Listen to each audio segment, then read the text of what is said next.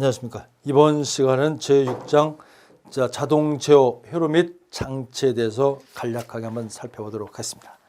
자동 제어의 정의, 이제는 공장 자동화, 현장 자동화, 생산 자동화에서 자동화는 널리 이용되고 이제 자동화가 사용하지 안 되는 부분은 없다고 보겠습니다. 이럴 때 자동 제어의 정의는 그렇죠. 제어란 어떤 대상을 어떤 조건에 적합하도록 조작을 가하여 조정하는 역할을, 조정하는 성질을 우리는 제어라고 합니다. 조작 방법 및 제어에 따라 사람이 직접 행하는 것을 수동 제어, 기계 제어, 기계제어가 행하는 이는 제어를 갖다 기계나 사람이 하는 걸 자동으로 기계 머신에서 자동으로 할 수 있도록 만드는 게 자동 제어라고 했습니다. 일반적으로 제어의 방법은 여러 가지 제어 방법은 기계나 사람이 하는 것을 수동 제어나 기계 제어를 갖다가 제어하는 방법 분류는 먼저 정치 제어, 제어의 제어 방법 분류는 정치 제어, 즉 일정한 값을 정해져 있다 해서 일정한 목표 값을 정해놓은 즉 정치, 목표 값이 일정하다 정치 제어라고, 추정해서 하는 것 추치 제어, 목표 값이 변하는 제어 값을 우리는 추치 제어랍니다. 추치 제어는 크게 네 가지로 한다.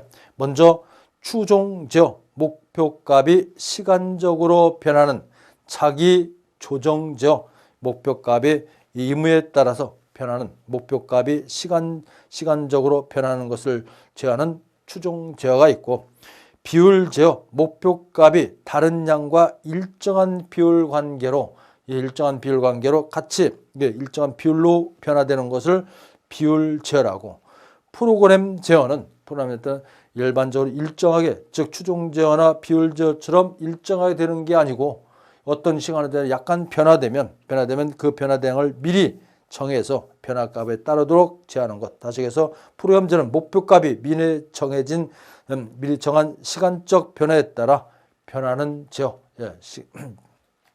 변환 제어를 프로그램 제어. 캐스케이드 제어는 두 개의 제어계를 조합하여 1차 조절계로 조절하고 1차 조절계로 측정하고 그 조작 출력이 2차 조절계의 목표치를 설정하는 방법으로 제어의 외란의 영향이나 낭비 시간, 지연 시간이 큰 프로세스에서 적용되는 것이 이 캐스케이드 제어. 다시 해서 캐스케이드 제어는 한 번 정해놓은 값에다 또 변화를 줘서 다시 2차 제어로 일어날 수 있도록 만드는 게 캐스케이드 제어계라고 표현합니다. 그래서 이게 일반적으로 제어 방법에 따른 분류라면 제어량의 성질에 따라서 분류하는 프로세스 제어, 프로그램 제어가 아니고 프로세스, 일반 공정에 따라서 생산 공정에 따라서는 프로세스 제어, 생산 공정 뒤의 공정의 조건을 일정하게 유지하거나 시간적으로 일정한 변화의 규격을 따르게 하는 제어, 즉 온도, 유량, 압력, 농도 이와 같이 프로그램에 의해서 그 공정 자체를 전반적으로 움직이도록 만드는 것을 우리는 프로세스 제어, 다변수 제어, 여러 가지 변수를 갖다 제어하는 다변수 제어, 즉 다변수 제어는 연료 공급, 연소용 공기 공급, 보일러의 압력, 급수량의 변화 등을 각각 자동으로 제어하여 발생 증기량을 부하 변동에 따르게 여러 가지 조건을 모아가지고 그 조건에 맞춰서 들어갈 수 있도록 제어하는 걸 다변수, 여러 가지 조건을 갖다 모아서 증기 발생량이나 목표값이 일정하게 이루어지도록 만든 게 다변수죠.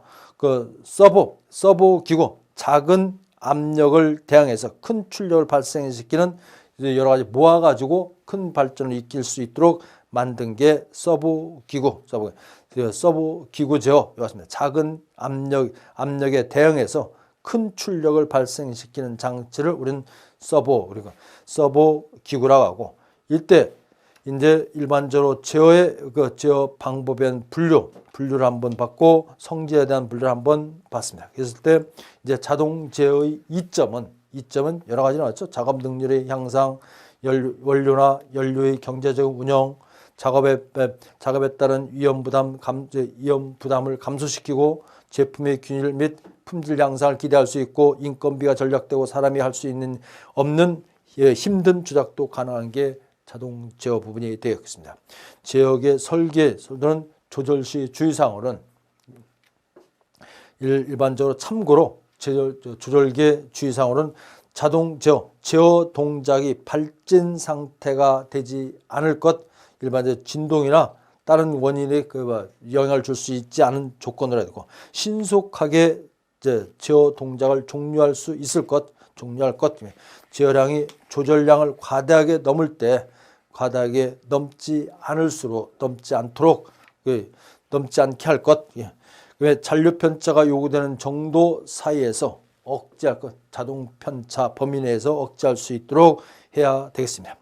일반적으로 피드백 제어일 때 보통 공급하는 양이 목표량보다 많아서 목표에 처하지 않고 목표량보다 나머지 양은 다시 원래 공급하는 원래 사이즈로 들어가는 것을 우리는 피드백이라고 하죠. 그래서 피드백 제어 구성을 봤더니 먼저 피드백할 때는 들어간 양이 많으면 목표량이 적고 들어간 양이 많으면 목표량에 들어가지 못한 양은 다시 원료 공급처로 다시 원래 상태로 들어오도록 만드는 게 피드백 제어입니다. 그럴 때 피드백 제어할 때 목표값은 외부로부터 가해지는 설정값으로 제어량 목표값이 되는 값, 즉 최종 목표값을 우리는 목표값이라고, 외부로부터 가해지는 설정값으로 제어량의 목표가 되는 값, 이게 목표값.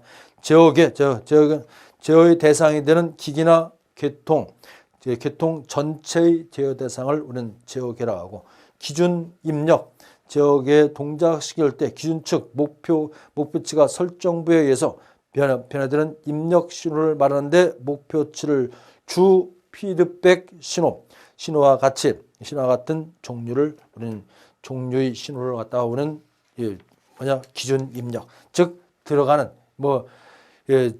인풋 정도를 우리는 기준 입력이라고, 비교부 들어가서 기준값이 들어가서 목표와 비교해서 판단하는 것이 비교부, 검출부에서 검출된 제어량과 목표량을 비교해서 부분적 비교하는 부분, 이거 갖다 오는 비교부라는데, 제어 편차 존재, 제어와 편차, 즉 들어가는 거 나오는 것이 이 편차가 존재할 수가 있겠죠. 그래서 목표값과 비교값을 비교하는 게 비교부입니다.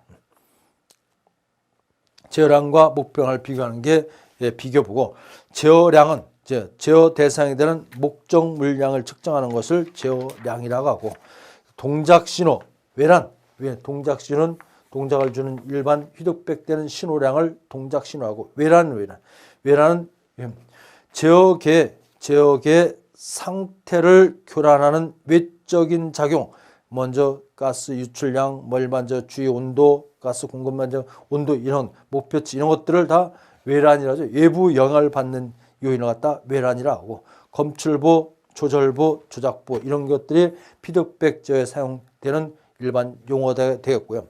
자동 제어 구분에서 스퀀스 제어, 보통 스퀀스 하는데 스퀀스 제어죠. 미리 정해진 순서에 의해서 제어의 각 단계를 시간은 정성적, 일반 정성적 자동 제어를 갖다 우리는 스퀀스 제어라고, 피드백 제어는 지금까지 설명한 피드백 제어 용어에 나왔다시피 목표치, 설정부, 비교부, 조절부, 동작신호, 조작부, 이런 차이에서 제어 대상의 외란이 나오고, 목표값으로 갔을 때 목표값에서 미치지 못한 양은 다시 피드백 돼서 제어량으로 검출부로 들어가고, 주 피드백으로 비교부에 들어가서 조절부로 돌아가도록 요같이 만든 게 피드백 제어.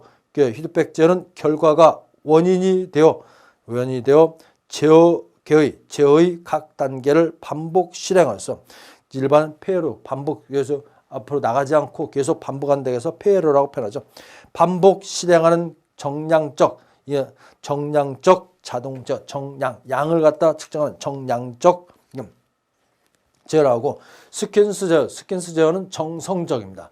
성질이 왔다 갔다 하는 거, 이거 해야 된다 말아야 된다, 성질이 왔다 갔다 하는 것을 켜라 꺼라 이런 것을 우리는 그 스퀀스를 한다면, 피드백은 목표량을 저는 양이 일정량이 통과되고 안 통과되고 이런 양을 저는 게 피드백 제어라고 볼 수가 있겠습니다.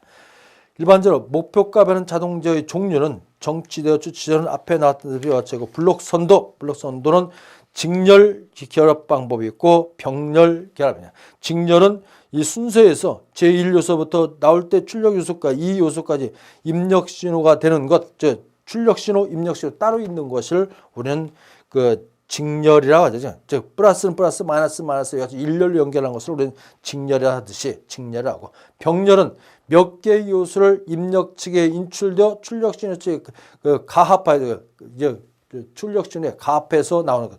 몇 개의 요소를 갖다 같이 섞어서 병렬로 연결해서 한꺼번에 나갈 수 있도록 만드는 게 일반적으로 병렬 결합이라고 표현합니다.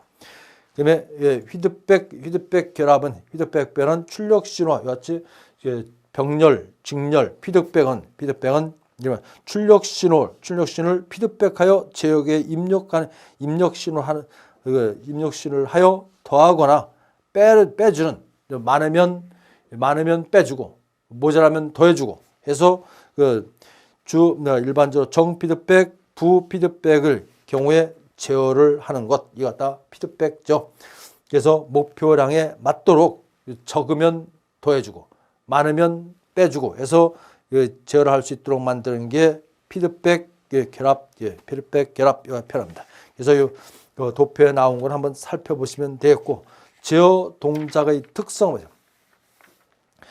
제어 동작의 특성은 연속 동작과 일반 불연속 동작이 있는데, 제어를 할 때 연속적으로 되는 건 연속 동작이라고, 단속적으로 되는 걸 불연속이라 합니다. 그래서 불연속 동작, 1번 불연속 동작은 제어 동작이 불연속적으로 일어나는 경우의 동작을 우리는 불연속 동작인데, 대표적인 게 온오프 동작, 다이치 동작 등이 여기에 해당돼요. 먼저 온오프 동작은 켰다 껐다, 두 동작이죠. 그래서 온오프 위치, 즉 온오프 동작, 투 위치 동작, 온과 오프 두 개의 값 중 한 가지만 택하는 방식을 온오프 동작, 일반적으로 온오프 동작 또는 투 동작, 여기 온오프 동작, 불연속 껐다 켰다 이 두 동작밖에 안 되는데, 이럴 때는 두 동작은 설정값 부근에서 제어량이 일정치가 않겠고,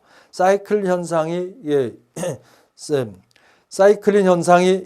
현상을 일으키겠고, 온오프 켰다 껐다 하니까 사이클 현상이 있고, 그다음에 목표가 중심으로 진동 현상이 나타난다. 껐다 켰다 하니까 일반적으로 약간의 충격이 진동으로 발생할 수 있다. 진동 현상이 나타난다. 이게 온오프 동작이라면, 다이치 동작은 일반적으로 온오프 투 동작이 아니라 그 이상 3개, 4개 이와 같이 여러 가지 위치에서 조작하는 것은 다이치 동작. 3개 이상이 정해진 값 중 한 가지만을 택하여 제어하는 방식. 일반적으로 1단, 2단, 3단, 4단 이와 같이 해서 나타나는 동작. 1단, 2단, 3단, 4단 일반 기계를 쓸 때 모터가 돌아가는 회전 속도에서 1단으로 할 건지 2단으로 3단으로 할지 이와 같이 여러 가지 위치에서 동작할 수 있게 만드는 게 다이치 동작이라고 보고, 불연속 속도 동작, 즉 부동제어입니다. 부동제어는 뭐냐면 정동작하고 역동작이 있는데, 제어량의 편차에 따라 조작단을 일정한 속도로 정동작이나 앞으로 가거나 역동작으로 방향으로 움직이게 하는 동작을 우리는 불연속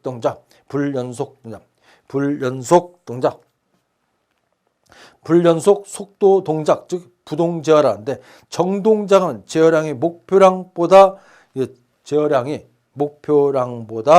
증감에 따라 조절계의 출력이 증가하는 방향으로 동작하는 경우, 일반적 출력이 증가하는 방향을 할 때 앞으로, 즉 양이 늘어나는 쪽으로 하는 것을 우리는 정동작을 합니다. 역동작은 제어량이 목표보다 증감에 따라 조절계의 출력이 감소하는 방향으로 동작하는, 거꾸로 가는 것, 출력이 감소하는 방향은 역동작이라고 표현하죠. 그래서 불연속 동작, 불연속 속도 동작 이와 같이 부동제어 이와 같이 표현합니다. 그러면 이 불연속 동작은 이와 같이 온오프 동작, 다이치 동작, 불연속 속도 동작 이와 같이 세 가지로 구분한다면 연속 동작은 연속적으로 하기 때문에 연속된 비례 동작, 일반적으로 적분 동작, 미분 동작, 비례 적분 동작, 비례 미분 동작, 비례 미분 적분 비례 미분 적분 동작, PID 동작 뭐 이와 같이 구분할 수 있죠. 그래서 자동 제어 즉 연속 동작에는 비례 동작이에요. 연속적으로 제어 동작을 연속적할 때 P 동작, 일반적 비례 동작, 일반적으로 I 동작, 적분 동작, D 동작, 미분 동작, 그다음에 PI 동작, PD 동작, PID 동작이 있는데 이때 일반적으로 비례 동작, P 동작 쓰냐. 프로포셔널 일반 비례되죠. 비례 동작은 출력 신호가 동작 신호 2에 비례하는 제어로서 조작량이 동작 신호 값에 비례하는 동작 신호 값에 비례하는 동작 이거 같다 오는 비례 동작입니다. 조작량이 출력 y가 편차 2에 비례하는 동작 즉 일반적으로 비례를 하다 보니까 보다가 비례 속도다 보니까 일정량만큼 가감이 되는 편차가 발생합니다. 이럴 때 편차 2에 비례하는 동작 비례대가 0에서부터 0이면 온 오프 동작이 되는데 이럴 때 y는 KP2에서 즉 일반 조작량은 비례상수에서 편차량의 변화를 갖다 준 것이 비례 동작입니다. 그래서 비례 동작은 요 y 편차에 비례하니까 특징이 전달함수 g는 y에다가 x, k에서 전달함수 나타나는데 이게 비례상수 k 값을 나타낸다는 거죠. 그럼 나타나는데 그 특징은 잔류 편차가 업셋이 생긴다. 잔류 편차가 생긴다.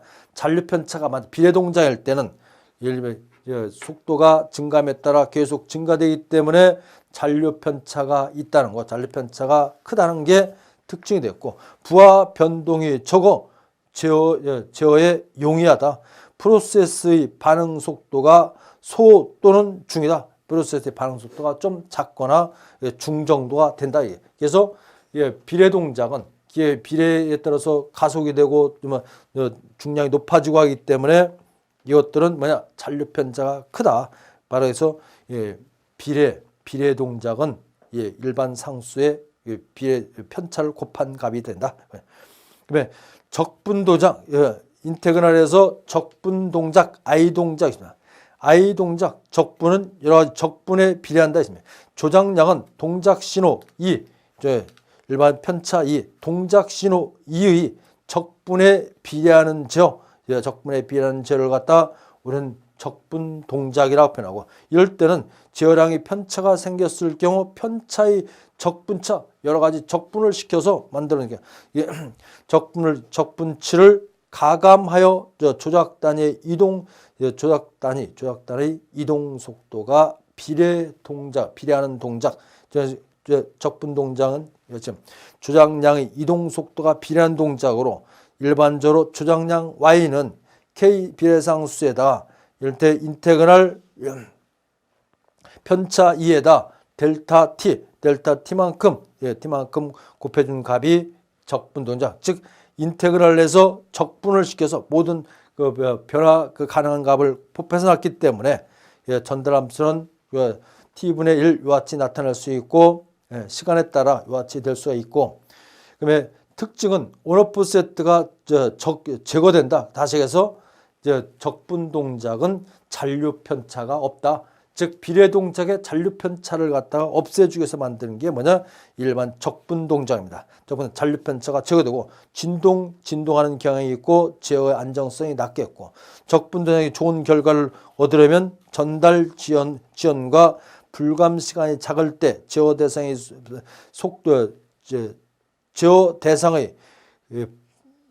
반응 속도가 클 때 제어 대상의 평형성을 가질 때 측정 지연이 작고 조절이 지연될 때 적분 동작이 좋은 결과를 얻을 수가 있다고 합니다. 일반적으로 미분 동작, D동작, D동작, 미분 동작, 예, D동작이죠. D동작은 조작량이 이동 시 동작 신호, X 또는 그 시간 T라죠. 신호의 미분값에 비례한 미분 하나하나 셋에 자른 미분값에 비례하는 동작, 제어 편차의 변화 속도에 비례하는 조작량을 내는 제어를 갖다 우리는 즉 미분 동작, 즉 일반적으로 조작량 Y가 Y 시간에 비례해서 같이 나타나는 것으로서 전달함수 관계는 관 미분이 일반적으로 성립이 되겠고, 이게 일반 미분 동작의 특징은 진동을 제어한다. 이게 일반적으로 비례 동작이나 적분 진동이 나는데 이건 진동을 제거합니다. 제거해서 안정이 좀 빨라지는 이런 특징이 있고, 출력이 제어 편차의 시간 변화에 비례하게 됐고, 그다음에 단독 사용이 없고 피동작이나 PI 동작을 결합해서 사용하게 됐고, 응답 초과량 오버슈트라죠. 오버슈트는 감소한다. 응답 전에 감소되는 게 일반적으로 그 D동작, 미분 동작 D동작이랍니다. 그래서 이럴 때 일반적으로 그 비례 동작, P동작, 적분 동작 I 동작, 미분 동작 D 동작을 크게 세 가지를 나놓고, 이거 편차나 잘못된 응답 속도를 증가시키기 위해서 조합해서 쓰는데, 이때 비례 적분 PI 동작, 비례 적분 동작은 PI 동작이라고, 비례 적분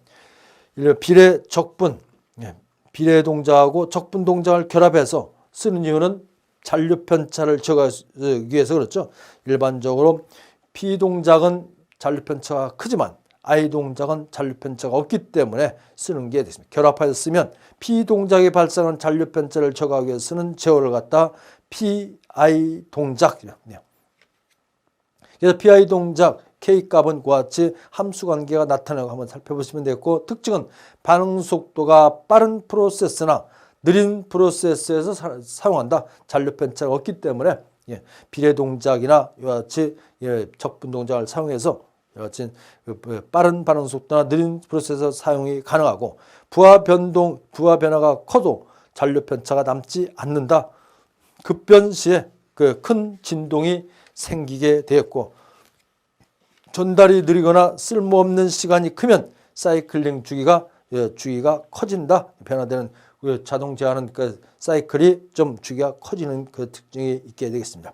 그러면 그럴 때 비례 동작하고 미분 동작을 합한 것이 PD 동작, 비례 미분 동작, PD 동작, 비례 동작과 미분 동작을 조합해서 만든 것으로서 제어량의 안정성을 높이기 위해서 PD 동작 안정을 높이고 편차에 대한 직접적인 효과를 없애고 반응 속도가 큰 곳에 크게 작용함으로 반응성이 속반응, 즉 제어 속의 반응성이 높아진다. 반응성이 높아지는 그런 특징을 갖고 있고, 그러면 PID 동작은 일반 연속제에서 가장 우수한 비례 미분 적분 동작, 미분 적분 동작, 일반적으로 비례 동작하고 비례 동작, 그 다음에 적분 동작, 미분 동작을 결합해서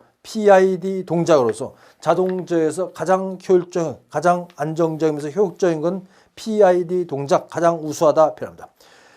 일반적으로 PI 동작이나 PD 동작이 가지는 결점을 제거함으로써 목적하는 결합의 동작을 비례, 적분, 미래 동작을 조합해서 만든 제어를 갖다 PID, 가장 우수한 제어고, 일반적으로 제어량 Y는 같이 편차값에서 나타날 수가 있겠고, 제어량의 편차에 비례하는 동작 P동작, P동작과 일반적으로 편차 크기와 지속 시간에 비례하는 동작 I동작, 제어량의 변화 속도에 비례한 D동작 3개 등을 결합한 동작에서 가장 안정적인 연속 동작 제어 방법은 PID 동작이다. PID 동작이라고 같이 표현할 수 있고, 보일러의 자동 제어 맞습니다. 자동 제어는 연속적 자동 제어 라인에 보일러의 자동적으로 기계를 조절할 수 있도록 만든 게 보일러의 자동 제어입니다.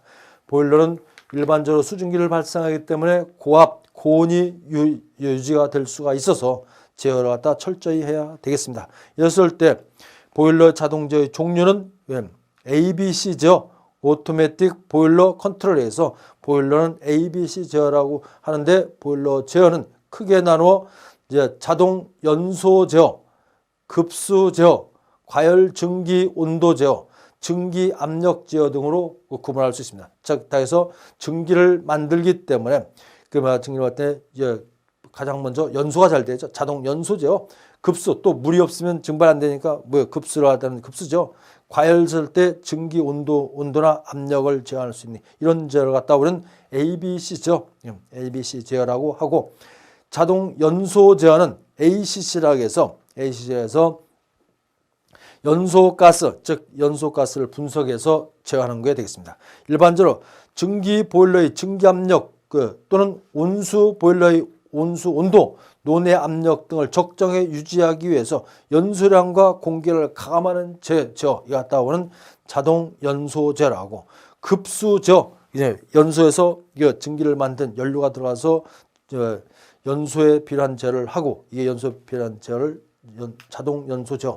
그러면 자동 급수 제어는 물이 증발해서 수증기를 나옴으로써 그 열을 이용하는 게 우리는 보일러의 기능이기 때문에, 자동 급수 제어는 FWC, 피드 워터 컨트롤 이렇게 해가지고 FWC라고 하는데, 연속 운전 중인 보일러의 경우 부하 변동에 따라 수위 변동이 심하면, 수위 변동이 좀 심하죠. 증발이 많이 되면 수분이 많이 필요할 거고, 수위 변동이 심하다 했습니다. 따라서 증기 발생에 의한 저감 수량 대비하여 급수량을 연속적으로 공급하여 적정 수위를 유지하기 위한 제어, 이 같다 우리는 급수 제어. 그래서 급수 제어는 1단 요소, 하나로 제어하는 1단 요소 제어가 있습니다. 1단 요소는 검출용이 수위만 보고 수위가 적으면 올라가고, 수위만 따라서 조절하는 게 1단 수위 조절. 그랬을 때 조절부는 수위 조절기, 그 조작부는 급수 조작부, 제어대에서는 보일러 수위 제어, 이런 것이 1단 수위 물 높이를 제어하는 수위 조절. 그다음에 2단 요소, 자동 급수 제어할 때 2단 요소는 뭐냐? 수위하고 증기, 즉 수위가 떨어지면 증기가 많이 되죠. 그래서 수위하고 증기를 양쪽으로 제어하는 것을 2단 요소전, 2단. 3요소죠. 일반적으로 수위, 증기량, 급수량, 이제 일반적으로 수위는 눈금에 수위, 급수량 4배를 맞추는 거라면, 일반적으로 증기량은 증기량 유량 발산이고, 일반적으로 유량이 많으면 증기량이 많고, 증기량이 많음에 따라 급수량이 또 많이 들어가야죠. 급수량죠. 이어서 수위, 증기량, 급수량을 주는 건 3요소, 3요소 자동 급수 제어, 3요소 자동 급수 제어라고 표현합니다. 3요소씩 이렇게 표현하고. 그래서 급수는 이와 같이 1단 요소, 2단 요소, 2요소씩, 3요소씩 이와 같이 있으니까, 각각 어떤 1요소씩은 수위, 레벨만 나는 거고, 2요소는 수위, 증기량, 3요소는 수위, 증기량, 일반적으로 급수량을 3개를 같이 조절하는 걸 되게 되겠습니다. 그러면 증기 온도 제어, 증기가 온도가 너무 높으면, 과열되면 에너지 손실도 클 뿐더러 일반적으로 에너지 보일러를 관리하는 시스템에 문제가 될 수 있으므로 증기 온도를 적정하게 유지함으로써 효율도 높고 안정적인 운전을 할 수가 있겠네요. 증기 온도 제어는, 과열 증기 온도 제어는 댐퍼 앵글, 버너의 각도 등을 조절하여 전열면을 통과하는 전열량을 제어하는 것을 증기 온도 제어합니다.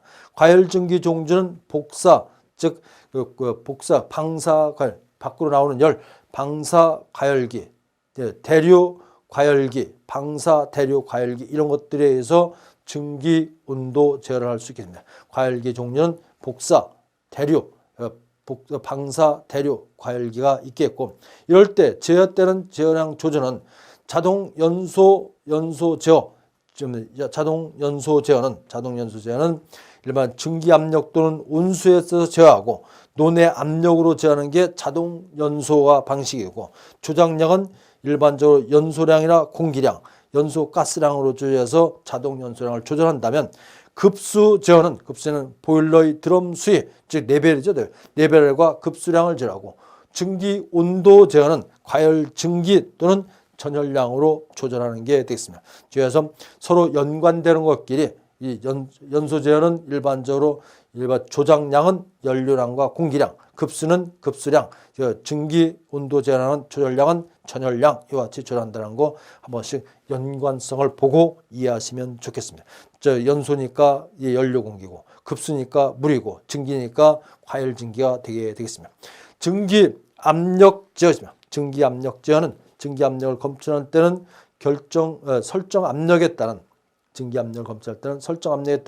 연료량과 공기를 가감하는 제어, 중유 온도, 압력, 분무용 증기, 유면 제어, 이건 녹활 제어를 이용해서 현재 일반 실제 운전하면서 사용하는 게 이런 제어를 조절해서 사용하게 됐고, 기타 제어에서 또 보일러 자동제 인터록이었습니다. 인터록은 뭐냐? 잘못 조작했을 때 그걸 방지하기 위한 장치를 인터록이라 하죠. 인터록. 그래서 잘못 조작을 방지하는 것, 오조작 방지 장치, 잘못 조작을 방지하는 걸 인터록이라고 합니다. 그래서 어떤 조건에 충족되지 않으면 다른 동작을 중지하는 것으로 압력 초과, 프리퍼지, 자유로 공기를 갖다 연소할 때 연료가 많은 상태에서 점화시키면 펑거 터질 염려가 있으니까 공기로 퍼지, 즉 내부에 있는 그 연소가스를 없애버리는 프리퍼지, 불착화 또는 실화, 불이 꺼지거나 붙이지 않았을 때, 불이 꺼지거나 붙지 않았을 때, 실화, 꺼졌을 때, 불이 착화되지 않았을 때, 불착화 또는 실화, 저수위, 물이 너무 밑으로 내려갔을 때, 저연소 인터록이 있으며 그 밖에 배기가스 상한 스위치, 관체 온도 조절 스위치 등도 인터록 기능을 갖고 있다. 이제 잘못됐을 때 너무 물이 저수위 떨어졌으면 과열만 발생하고 효율이 떨어지기 때문에 이런 인터록 장치입니다. 인터록 장치를 사용할 때는 압력 초과 인터록, 설정 압력보다 초과 시 연료를 차단하는 이와 같이 압력 초과 인터록, 프리퍼지 인터록, 포스트 퍼지 인터록, 프리퍼지 즉 점화 전 논의 미연소 가스를 퍼지하지 않을 경우 연료 차단, 연료가 들어가지 않도록 연료 차단하는 장치 프리퍼지 인터록, 불착화 또는 실화 인터록, 착화 번호의 소염 주의에 번호의 점화 시 일정 시간 내 점화되지 않거나 운전 중에 실화될 경우 연료를 차단하는 거 약 1300V에서 5초 이내에 이와 같이 인터록기 오조작 방지 장치를 작동하도록 되어 있습니다. 저수위 인터록, 보일러의 수위가 안전수위 이하가 되도록 이하가 되는 경우 연료를 차단하는 거, 일정량 이하되면 안전수위 이하되면 연료를 차단하는 것, 저수위 인터록, 저연소 인터록, 운전 중에 연소 상태가 불량하거나 연소 초기 및 연소장치 시 최대 부하 30% 정도, 30% 저연소 전환 시 연소 전환이 제대로 안 되는 경우 연료를 차단하는 것이 저연소 인터록이 되겠습니다. 그래서 약 얼마만큼 최하부 30% 이하 정도에서 30% 이하 할 때, 이하 연소할 때 연료를 차단하는 거. 신호 전달 방법, 공기압식, 유압식 신호를 이런 인터록 기구나 자동 제어할 때 신호 전달 조절계는 공기압식이 있고 유압식이 있고 전기식이 돼. 전기식은 먼 거리도 이제 설치할 수 있죠. 전송거리가 수킬로미터 된 이런 특징이 있겠고, 그다음에 신호 조절기는 공기압력식 조절기, 신호 조절기는 공기압식, 유압식, 전류 신호식 전송기. 일반 전류 신호식 전송기는 약 4에서 20 밀리암페어 DC로 해서 약 또는 약 10에서 50mA DC로 그 전류로 통일 신호를 삼고 전송거리가 길게 해도 지연이 생길 염려가 없기 때문에 전기 신호를 많이 쓴다 이런 얘기였고, 그러면 참고로 이제 이게 이제 보일러 자동 제어가 되었고, 일반적으로 열량계는 있습니다.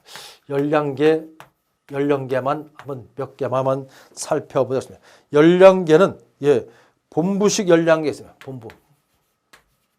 본부식 열량계. 보통 본부식은 요아제죠. 본부식은 본부식 열량계는 본부식 열량계가 있는데, 본부식 열량계의 종류만 몇 가지만 살펴본다면 고체 열량계에서 본부식 열량계가 있는데, 본부식은 고체 및 그 고점도 액체 열량을 측정하겠습니다. 고체 및 고점도 열량을 측정하는데 쓰는 게 본부식입니다. 열량을 측정하는 게 본부식이고, 이건 단열식과 비단열식이 있어요. 종류는 단열, 열을 갖다 차단하는 단열식과 비단열식,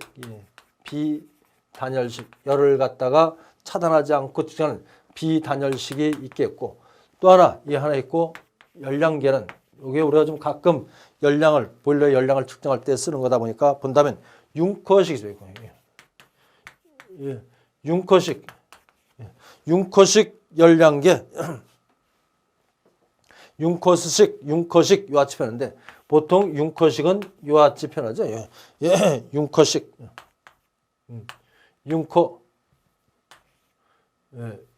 융커라고 하죠. 융커. 이건 J입니다. 융커식 열량계. 이것들은 일반적으로 기체나 액체 연료를 측정하는데, 기체나 액체 연료의 열량을 측정하는 데 사용된 열량을 측정하는 게 융커식입니다. 융커식은 기체나 액체 연료의 열량을 측정하는 것을 우리는 융커식이라고 하고, 이거는 시그마 열량계 유수형, 시그마형이 있고, 그 시그마형 열량계, 유수형 열량계 이런 게 있다. 참고로 열량계 그 외에도 여러 가지 있지만, 우리가 에너지, 즉 보일러에 사용되는 열량계는 이런 것이 있다는 것을, 연료의 열량을 측정하는 열량계가 있습니다. 여기까지 하고 계측기계는 여기서 마치고 문제를 통해서 더 숙달시켰으면 좋겠습니다. 감사합니다.